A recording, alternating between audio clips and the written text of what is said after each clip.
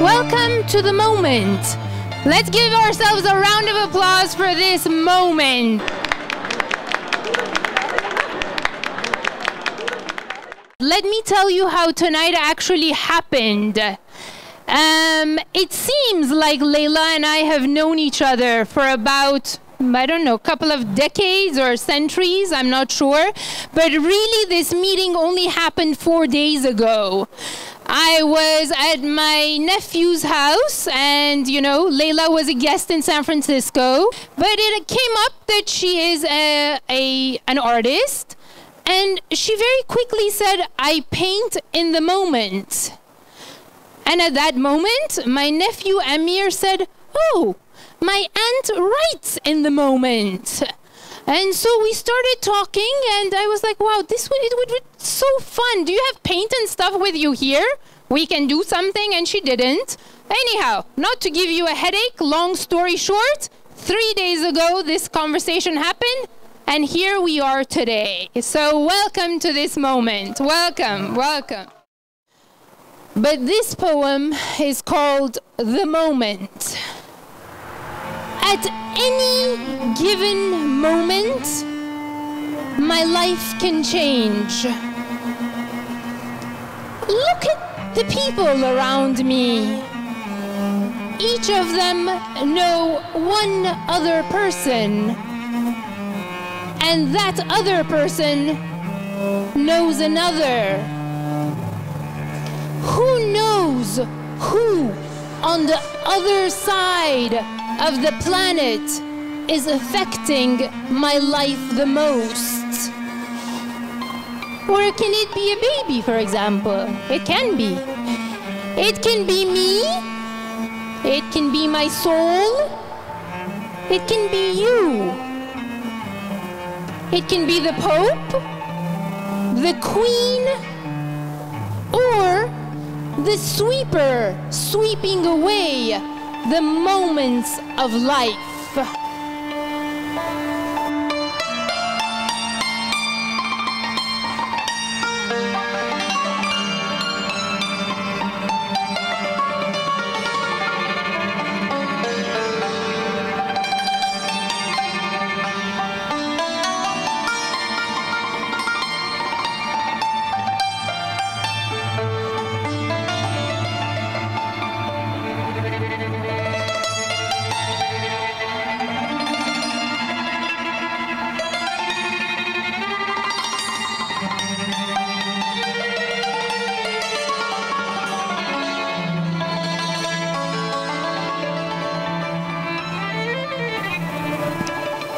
This next poem is called The Writing on the Wall Meant Nothing to Me. It is as if I have woken up in a jail cell, and I look around and wonder, what does all this mean to me?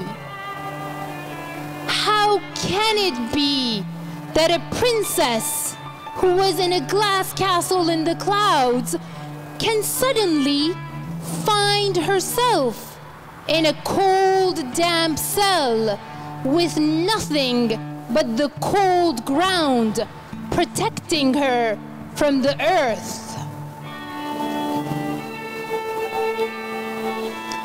I touch my legs and feel my warmth.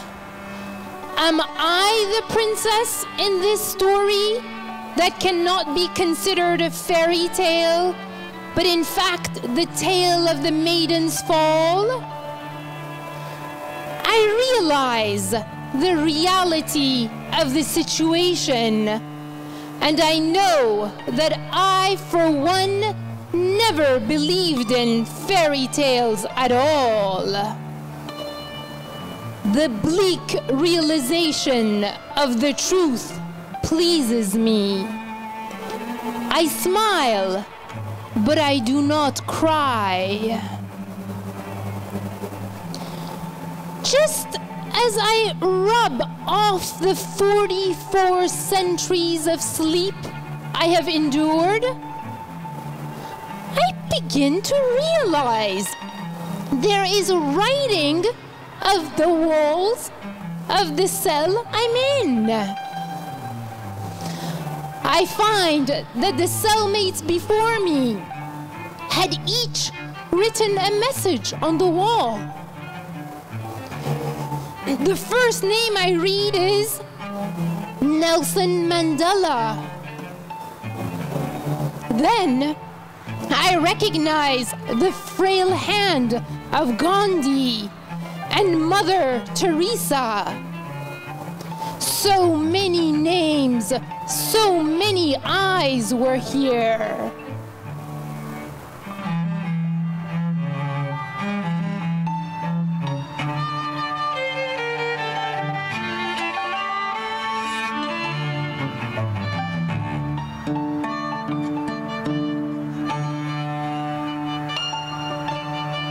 The greatness of this moment takes over me. First, I shiver like a person from a tropical island who has found herself at the North Pole. Then I sweat as if a child with a fever carried by malaria with no cure in sight. After hours, I touch my forehead and my brows in order to try to recognize my years, my days that have passed by.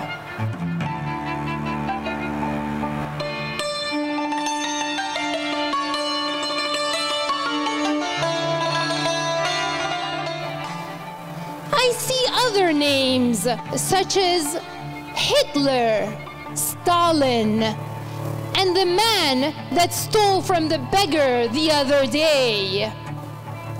All these people, saints in their own time to some, but disliked by many today.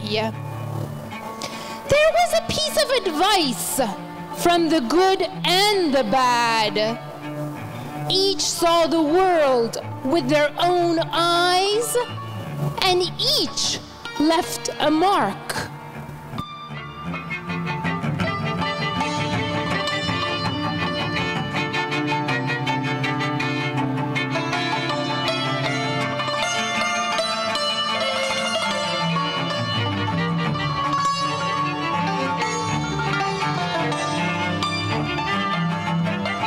This cell seems to be a place that billions and billions of people have passed through.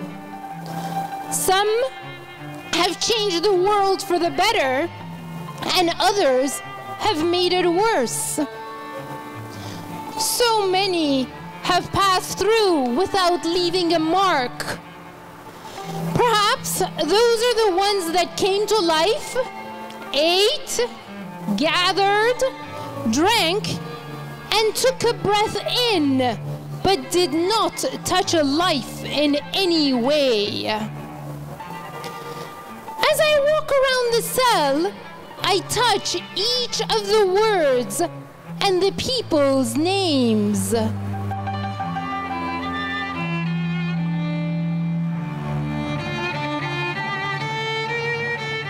wonder, why am I here today?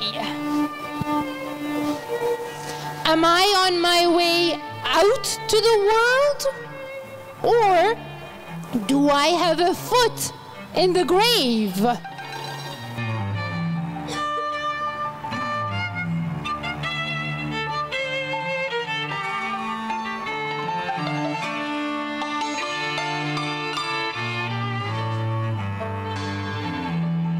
I realize that this is an awakening for me, a second chance for me.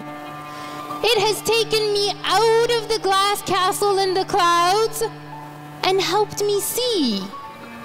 I have a choice to go back to the glass castle in the clouds and never leave a footprint or a writing on the wall.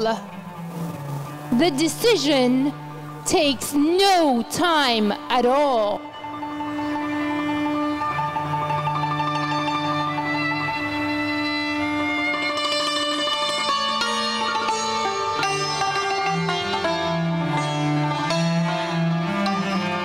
I know I do not want the glass castle on the clouds.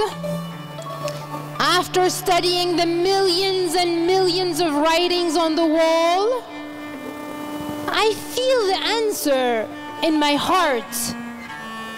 I know that I will offer something unique to the world.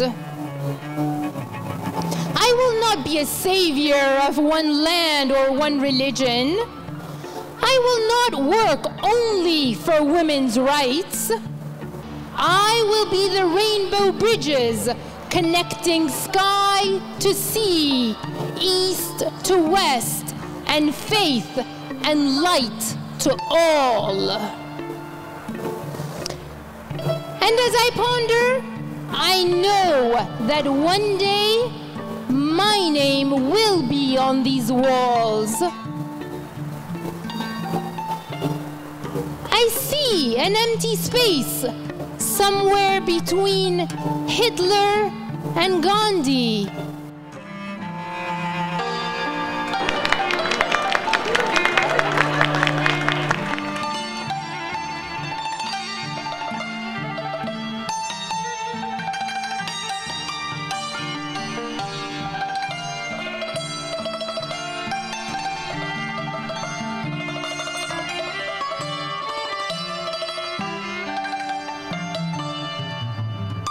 It was July 4th.